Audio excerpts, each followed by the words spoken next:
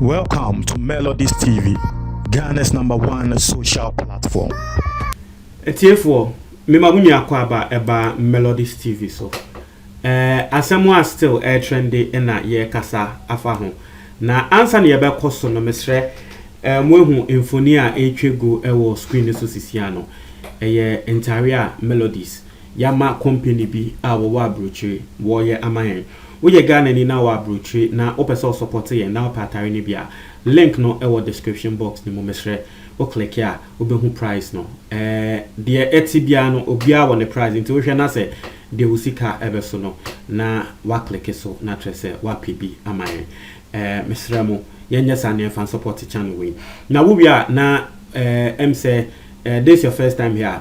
It's very simple. O click subscribe ne so na trese wa click adoma ne so. O yene say latest news bia ba won sa ebeka. It's here for quickly. And yenko ensem aba na yena yehu de eko. Now say now the biggest story in Ghana today robbery case ekoso ewo Alaba, I think 2 days ago. Say afiansa emunsem eba. I just reported on the story right now. I told you say Endra made the reports by Mekatra mo say Alaba for market traders ni bi ABCG police station ya che 3 suspects no akwa na womo say police for release the suspect no emo na nka womo embo suspect ni nku na womo fan tro nyansa. And then so some of the traders aba bontinye beka say senia yekum a politician a police force sia womo ama politician bia police protection no ya baba bekum trader wo bia wotonje ne 54-year-old man a wotonje ne ewa Alaba ya sanso abonkrofo 4 bitu na womo sre aposifo nso embebo omo ho ban ewo market ho na womo susu se post for bebo omo ho ban a bibisa ensibiom na sisi ade womo suro omo kobi omo shop kra na womo esro. A lot of people have been traumatized. Now it's here for story eba and it says some of the victims of this robbery aba bontin den sem ebe to ya. Now me personally metena say metenasi kom analysis on the stories of victims no edeba no. I say I'm robbers and I say one more sorry ye back no more robbery. They had a plan and they had people they wanted to attack. Now that's what I'm getting from the stories I'm hearing from the victims. Ebia womo lusu womo sika and sema womo kanu to me who say the people came with a plan to attack a specific field. Now field that womo ba say womo ebe attack ye field that said be womo deal in sika. Nkrofa wo munim say surely they have money.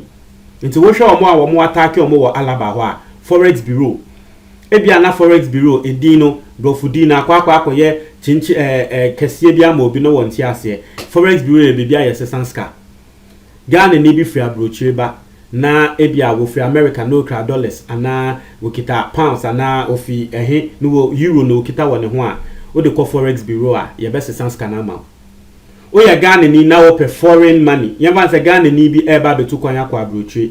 Na wo pese wo sisa ne sika ne ko dollars. Oko Forex Bureau a ye be sisa ne sika no ama no ewo dollars. Nti sa nkrofo ya ye from Forex Bureau no adwuma wo mo ye no no. Nti nkrofo bi sa de wo ye ne den sika ewo ho.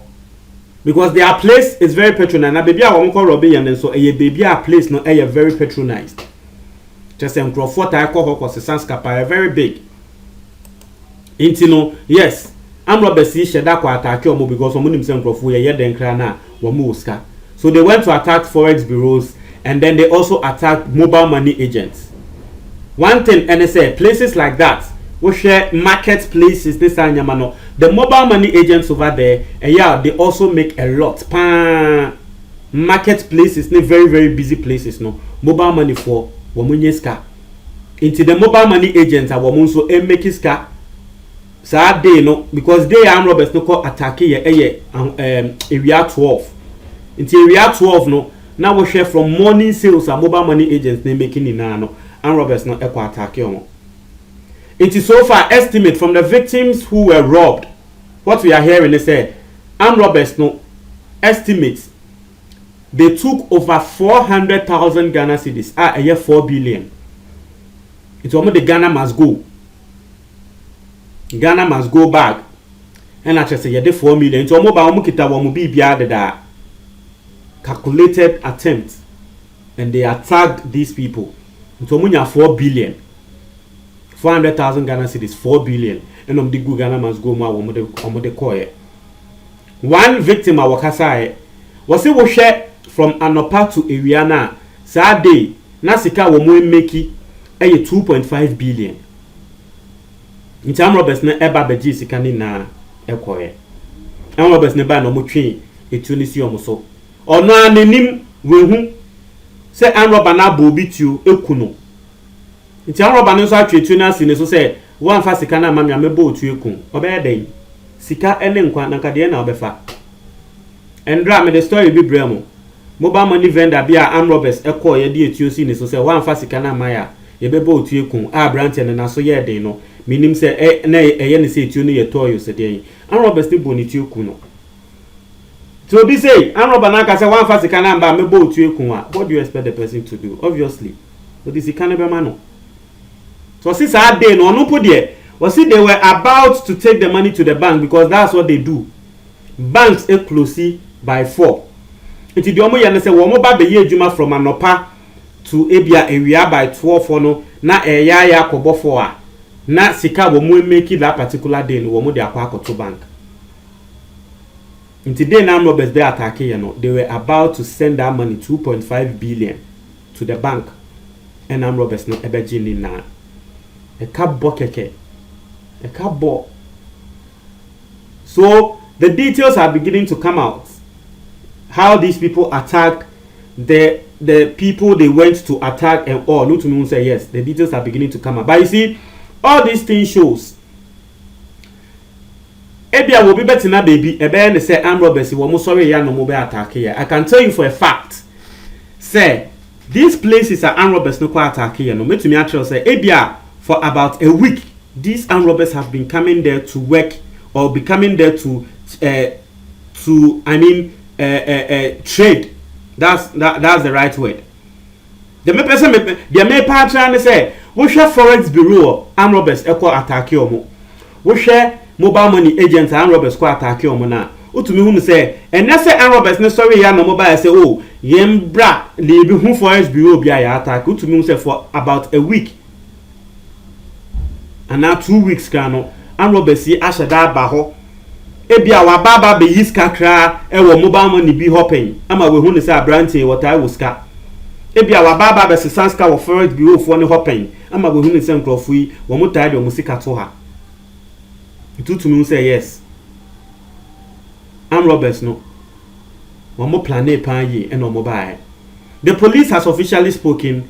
Say once a report by an Crawford Am Roberts near 3, Crawford Omoya 4. Means so much said that be send ye kono, now Omoya bear 9. But police for Ababonto officially one say Am Roberts no, now Omoya 7.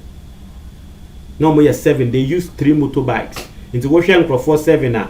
Say 3 etina motorbike back also 2 etina other 2 motorbikes no so. Calculated attempt. Bag de nyama bomo chese nkrofo yi pan wa bro moje ni pan make sika 2.5 billion a day na obi sabe wo di etio. And look at the case who were arrested now. Even details are coming through from a year Am Roberts train na ya chi omo.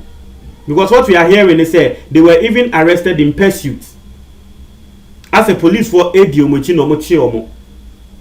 If that is the case, that means Yankrophona or more echo robbe. Because once the first name can say, Sisiano, a bit to me say they are not really involved. Because first, we didn't even get details on how these people were arrested or how the police noticed them. But the Yatene say, Omuba robbery ya womudimoto aircono, police phones to deal with. Now, police for deal with in our Mokoches and Crawford train. That's what we are hearing. So, if that's the case, then there are high chances, say indeed, Sir and Crawford 3 are actually they were the people involved in the robbery. And look at these kids. Omo ayache omo no 18 years for mienu, 22 years back. Nkolawe o. Na wo bia brain ni mojeni. Aye na edwuma forex bureau. Ede sika shim investment. masa 2.5 billion ene sika ketewa o dwe 3 pa 2.5 billion masa 250,000 Ghana cedis hey ati ebetumi aya ma no enye easy na akola 18 years wa abohwe akola we ye nipa hu ne se akola we metumi ahwe ne ni so kra akobat okutetio obeye nen.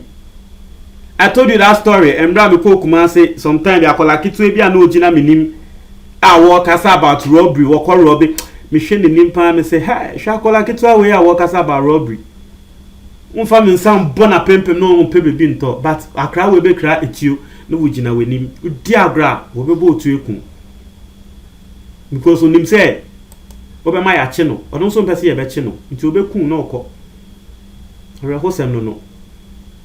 Some of the people who were shot, yes, they were just collateral damage. I know ne brofa you use collateral damage. Not just say any patrono onyo bia wire boni bia but oku ni patrono not just say what the ehu ashe ni pakra wo kwa jisika won honiti. I don't know whether you guys understand what I'm saying. Everyone say papa ko cry ya ko boni ti oku no.